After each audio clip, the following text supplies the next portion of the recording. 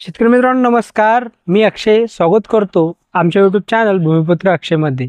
मित्रांनो, मागील 5 ते 6 वर्षापासून महाराष्ट्रातील सोयाबीन पिकावर प्रामुख्याने पुरामोजाक विषाणू असेल, कळी करपा असेल, ज्यालाच आपण नॅक्रोसिस असे म्हणतो, इंडियन ब्लड व्हाईट या विषाणूजन्य रोगाचा आणि खोडमाशी, मावा, पांढरी माशी, फुलकिडे या किडींचा प्रादुर्भाव होत आहे। तर काही उद्रेक होत असल्याची स्थिती आहे।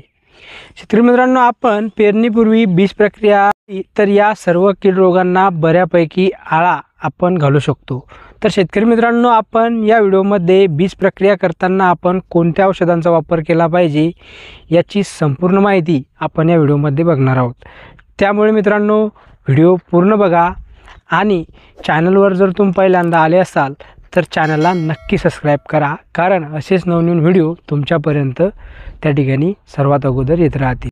तर मित्रांनो, आपण कोणते औषध बीज प्रक्रिया करताना वापरले पाहिजे हे आपण बघू। मित्रांनो, आपण बीज प्रक्रियेमध्ये 2 प्रकारचे घटक वापरू शकतो, जैविक आणि रासायनिक। तर आपण रासायनिक घटक सर्वप्रथम बघू।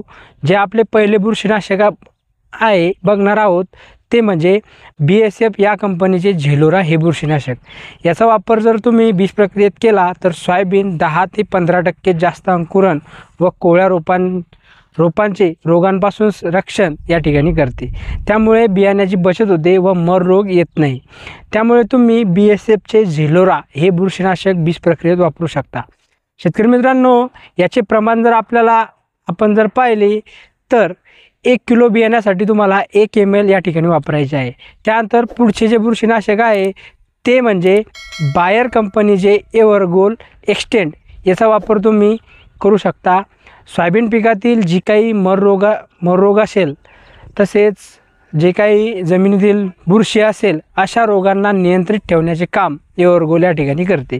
मित्रांनो, याचे देखील प्रमाण तुम्हाला 1 मिली प्रति किलोसाठी या ठिकाणी वापरायचे आहे।